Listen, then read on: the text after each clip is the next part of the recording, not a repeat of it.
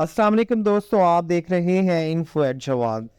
حضرت ادریس علیہ السلام اللہ تعالیٰ کے تیسرے نبی تھے جو حضرت آدم علیہ السلام اور حضرت شیس علیہ السلام کے بعد نبوت کے جلیل القدر منصب پر فائز ہوئے۔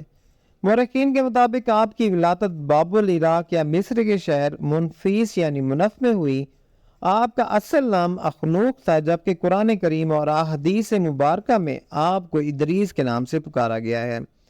روایات کے مطابق حضرت ادریس علیہ السلام نے دنیا میں لوگوں کو سب سے پہلے لکھنے، پڑھنے اور تعلیم حاصل کرنے کا درس دیا، بلکہ اپنی زندگی کا بیشتر حصہ اسی درس و تبلیغ میں صرف کیا۔ چنانچہ لوگ آپ کو ادریس یعنی درس دینے والا کہہ کر پکارنے لگے۔ آپ کا حضرت شیس علیہ السلام کی 5ویں پوشت سے تعلق تھا اور آپ کا شجرہ نسب یوں ہے: ادریس بن یارد بن مہلائل بن کینن بن انوش بن شیس بن آدم علیہ السلام۔ حضرت شیس علیہ السلام کا انتقال ہوا تو کچھ عرصے بعد ان کے پیروکار بہت محدود تعداد میں رہ گئے۔ قابیل کی اولاد نے کفر و شرک، بدکاری و بے حیائی کا بازار گرم کر رکھا تھا۔ زناکاری اور شراب نوشی عام تھی۔ پاکیزہ رشتوں کی پہچان ناپید ہو چکی تھی۔ بتوں کی پوجا اور آگ کی پرستش ہو رہی تھی، گویا دنیا پر شیطان اور اس کے حواریوں کا راج تھا۔ حضرت آدم علیہ السلام اور حضرت شیس علیہ السلام کی قائم کردہ شرعی حدود اور احکامات الہی کو پامال کیا جا رہا تھا، اور یہی وہ وقت تھا کہ جب اللہ عز و جل نے اس بگڑی قوم میں ایک نبی مبعوث کرنے کا فیصلہ کیا، اور اس عظیم منصب کے لیے حضرت شیس علیہ السلام کی نسل سے حضرت ادریس علیہ السلام کا انتخاب فرمایا۔ حضرت ادریس علیہ السلام میں وہ تمام خوبیاں بدرجہ اتم موجود تھیں جو اللہ کے نبی میں ہونی چاہیے۔ آپ علیہ السلام حضرت آدم علیہ السلام کے دین کے پیروکار، نہایت عبادت گزار، متقی، پرہیزگار اور انتہائی سچے انسان تھے۔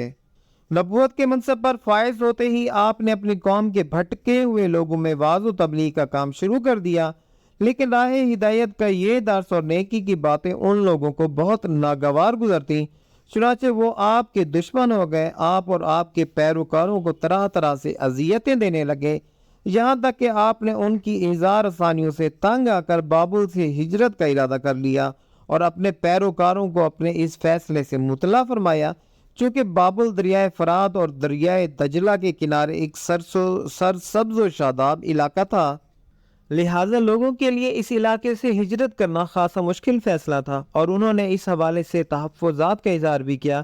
لیکن پھر حضرت ادریس علیہ السلام کو سمجھانے پر وہ لوگ آپ کے ساتھ ہجرت پر تیار ہو گئے۔ حضرت ادریس علیہ السلام اور ان کے پیروکاروں نے بابل سے مصر کا رخ کیا اور دریائے نیل کے کنارے آباد ہو گئے، جو بابل سے بھی زیادہ سرسبز و شاداب علاقہ تھا۔ حضرت ادریس علیہ السلام یہاں کے لوگوں میں درس و تبلیغ کا کام کو جاری رکھا۔ آپ اس وقت لوگوں میں رائج تمام زبانوں سے واقف تھے اور عوام کو انہی کی زبان میں درس دیتے تھے۔ آپ کا قرآن مجید میں 2 مرتبہ ذکر آیا ہے۔ سورہ مریم میں اللہ تعالیٰ فرماتے ہیں، اور اس کتاب میں ادریس کا بھی ذکر کیجیے، بے شک وہ بڑے سچے نبی تھے اور ہم نے ان کو بلند رتبے تک پہنچایا۔ سورہ مریم۔ نیز سورہ الانبیاء میں اللہ تعالیٰ نے فرمایا، اور اسماعیل اور ادریس اور ذوالکفل کا تذکرہ کیجیے، یہ سب احکام الہیہ پر ثابت قدم رہنے والے لوگوں میں سے تھے۔ قرآن کریم کی معروف و مستند تفسیر معرف القرآن کے مطابق حضرت ادریس علیہ السلام حضرت نوح علیہ السلام سے 1000 سال پہلے پیدا ہوئے۔ باحوالہ مستدرک حاکم۔ اللہ تعالیٰ نے آپ کو نبوت کے مرتبے پر سرفراز فرمایا اور آپ پر 30 صحیفے نازل فرمائے۔ حضرت ادریس علیہ السلام وہ پہلے انسان ہیں جنہیں علم نجوم اور حساب بطور معجزہ عطا کیے گئے۔ نیز سب سے پہلے انہوں نے ہی قلم سے لکھنا اور کپڑا سینا ایجاد کیا۔ ان سے پہلے لوگ عموماً جانوروں کی کھال لباس کے طور پر استعمال کیا کرتے تھے۔ پھر یہ کہ سب سے پہلے ناپ تول کے طریقے بھی آپ علیہ السلام ہی نے متعارف کروائے، اور اسلحہ بھی آپ کی ایجاد ہے۔ آپ نے اسلحہ تیار کر کے بنو قابیل سے جہاد کیا۔ علامہ ابن اسحاق کا کہنا ہے کہ دنیا کا سب سے پہلا شخص جس نے قلم سے لکھا حضرت ادریس علیہ السلام ہے۔ معاویہ بن حکم سے مروی ہے کہ انہوں نے حضور صلی اللہ علیہ وآلہ وسلم سے رمل کے بارے میں سوال کیا۔ یہ ایک ایسا علم ہے جس میں ریت پر مخصوص لکیریں کھینچ کر کچھ معلوم کیا جاتا ہے۔ تو رسول اللہ صلی اللہ علیہ وآلہ وسلم نے فرمایا، ایک پیغمبر تھے جنہوں نے یہ لکھا، لہذا جس شخص کا خط ان کے موافق ہو جائے تو اچھا ہے، علماء تفسیر فرماتے ہیں کہ یہ پہلا شخص جس نے تبلیغ دین کے لیے وعظ و خطاب کا سلسلہ شروع کیا وہ حضرت ادریس علیہ السلام تھے۔ حلال بن سیر کہتے ہیں کہ حضرت ابن عباس رضی اللہ عنہ نے حضرت کعب رضی اللہ عنہ سے پوچھا کہ قرآن پاک کی اس آیت ترجمہ اور ہم نے ان کو اونچی جگہ اٹھا لیا کا کیا مطلب ہے؟ تو حضرت کعب نے فرمایا اللہ عز و جل نے حضرت ادریس علیہ السلام کی طرف وحی بھیجی کہ میں تمہیں ہر روز تمام بنی آدم کے اعمال کے برابر درجات دیتا ہوں۔ اس سے مراد اس زمانے کے تمام بنی آدم ہیں۔ تو حضرت ادریس علیہ السلام نے چاہا کہ پھر تو اعمال میں اور اضافہ ہونا چاہیے، لہذا جب ان کے پاس فرشتے آئے تو انہوں نے وحی کا ذکر کرتے ہوئے کہا میں چاہتا ہوں کہ ملک الموت سے بات کروں اور پوچھوں کہ کب تک میری زندگی باقی ہے۔ فرشتے نے حضرت ادریس علیہ السلام کو اپنے پروں پر اٹھایا اور انہیں لے کر آسمان کی طرف بلند ہو گیا۔ جب وہ چوتھے آسمان پر پہنچے تو ان کی ملک الموت سے ملاقات ہو گئی جو نیچے اتر رہے تھے۔ حضرت ادریس علیہ السلام کے دوست فرشتے نے ملک الموت سے حضرت ادریس علیہ السلام کے بارے میں ذکر کیا تو اسرائیل علیہ السلام نے پوچھا حضرت ادریس علیہ السلام کہاں ہیں؟ فرشتے نے جواب دیا کہ وہ میری پشت پر ہیں۔ اس پر ملک الموت نے حیرانی کا اظہار کرتے ہوئے کہا کہ وہ تعجب ہے، مجھے پروردگار کی طرف سے کہ کہہ کر بھیجا گیا ہے کہ حضرت ادریس علیہ السلام کی روح چوتھے آسمان پر قبض کر لو، تو میں نے سوچا کہ وہ تو زمین پر ہیں، ان کی روح چوتھے آسمان پر کیسے قبض کروں؟ ابھی اسی سوچ و بچار میں تھا اور زمین پر اتر رہا تھا کہ تم انہیں لے کر چوتھے آسمان پر آ گئے۔ پھر ملک الموت نے ان کی روح قبض کر لی۔ قصص الانبیاء ابن کثیر ابن ابی حاتم نے بھی اس آیت کی تفسیر کے ذیل میں اس حدیث کو ذکر کرتے ہوئے یہ اضافہ کیا ہے کہ حضرت ادریس علیہ السلام نے فرشتے سے کہا ملک الموت سے میرے بارے میں سوال کرو کہ میری عمر کتنی باقی رہ گئی ہے، جبکہ حضرت ادریس علیہ السلام فرشتے کے ساتھ ہی تھے۔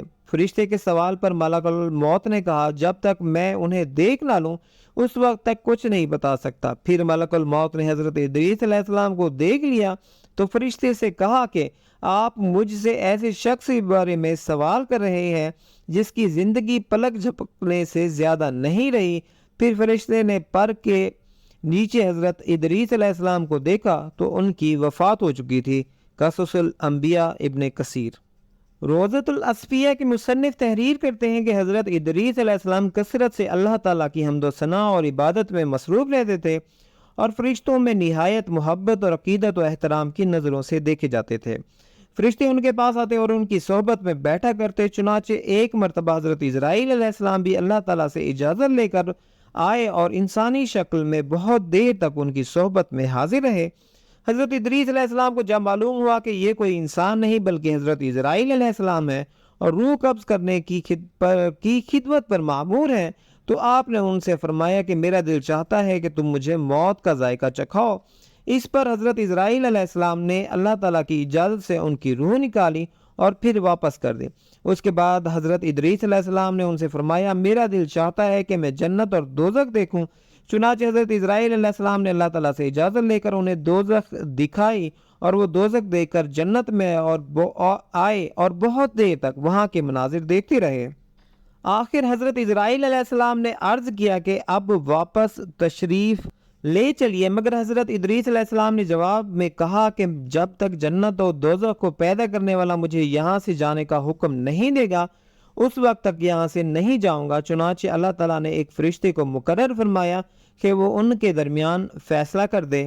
حضرت اسرائیل علیہ السلام نے اس فرشتے کو پوری صورتحال بتائی۔ پھر حضرت ادریس علیہ السلام نے فرمایا میں قانون خداوندی کے مطابق موت کا ذائقہ چکھ چکا ہوں اور اب جنت میں آ گیا ہوں، چونکہ حق تعالیٰ نے فرمایا ہے، ترجمہ یعنی ہم تم کو اس سے نہیں نکالیں گے، لہذا میں یہاں سے نہیں جانا چاہتا۔ حضرت کعب احبار کی روایت ہے کہ فرشتے نے اللہ تعالیٰ کے حکم سے فیصلہ کیا کہ اچھا آپ چھٹے آسمان پر رہیے اور فرشتوں کے ساتھ عبادت کیجیے۔ چنانچہ حضرت ادریس علیہ السلام چھٹے آسمان پر فرشتوں کے ساتھ عبادت میں مشغول رہے۔ واللہ عالم۔ اس سلسلے میں متفق علیہ حدیث یہ ہے کہ حضرت ادریس علیہ السلام چوتھے آسمان پر ہیں۔ مجاہد اور دیگر بہت سے علماء کرام کا یہی قول ہے۔ حضرت ظاہری رحمہ اللہ بھی حضرت انس رضی اللہ عنہ سے مروی معراج کی حدیث نقل کی ہے کہ جب نبی کریم صلی اللہ علیہ وآلہ وسلم معراج کی رات چوتھے آسمان پر پہنچے تو وہاں آپ صلی اللہ علیہ وآلہ وسلم کی ملاقات حضرت ادریس علیہ السلام سے ہوئی، جنہوں نے حضور صلی اللہ علیہ وآلہ وسلم کو دیکھ کر فرمایا مرحبا ساحل بھائی اور ساحل نبی صلی اللہ علیہ وآلہ وسلم۔ ابن کثیر۔ حضرت ادریس علیہ السلام کی زندگی میں دو چیزیں بہت نمایاں ہیں، ایک وعظ و تبلیغ اور دوسری آل کابیل کے ساتھ جہاد۔ چونکہ انہیں وعظ و تبلیغ میں ملکہ حاصل تھا، چنانچہ ان کی پہلی کوشش یہی رہی کہ وعظ و نصیحت سے آل کابیل راہ راست پر آ جائے اور دنیا برائیوں سے پاک ہو کر ایک اللہ کی عبادت کرنے لگے۔ لیکن شیطان نے ان لوگوں کو پوری طرح اپنی گرفت میں لے لیا تھا۔ جب آپ علیہ السلام ان سے اللہ کی وحدانیت کی بات کرتے، ایک اللہ کی عبادت کی نصیحت کرتے، برائیوں کو چھوڑنے کی تلقین کرتے، تو یہ باتیں ان لوگوں کو بڑی ناگوار گزرتی اور آگ بگولا ہو کر انہیں اذیتیں دیتے، تمسخر اڑاتے، پتھر مارتے۔ دراصل ایک طویل عرصے تک شیطان کے زیر اثر رہ کر یہ لوگ شرک و کفر اور برائیوں کی دلدل میں گردن تک دھنس چکے تھے۔ دنیا واضح طور پر دو گروہوں میں تقسیم ہو چکی تھی، ایک شیطان کے پیروکار اور دوسرے اللہ رب کائنات کے ماننے والے۔ حضرت ادریس علیہ السلام اس صورتحال پر بڑے دل گرفتہ اور پریشان نہ کرتے تھے۔ آپ نے لاکھ کوشش کی کہ کسی طرح تبلیغ کے ذریعے ان لوگوں کو راہ راست پر لایا جا سکے، لیکن جب کوئی صورت نظر نہ آئی تو انہوں نے اللہ تعالیٰ کے حکم سے ان لوگوں کے خلاف جہاد کا فیصلہ کیا۔ انہوں نے اللہ اور اس کے پیغمبر پر ایمان رکھنے والے نوجوانوں کی ایک جماعت کے ساتھ آل کابیل کے ساتھ جہاد کیا، جس میں اللہ تعالیٰ نے انہیں کامیابی عطا فرمائی اور بہت سے لوگ دین حق کی جانب راغب ہو گئے۔ دوستو امید کرتا ہوں یہ ویڈیو آپ کو پسند آئی ہوگی۔ مزید ایسی انفارمیٹیو ویڈیوز کے لیے جڑے رہیے انفو ایٹ جواد کے ساتھ۔ شکریہ۔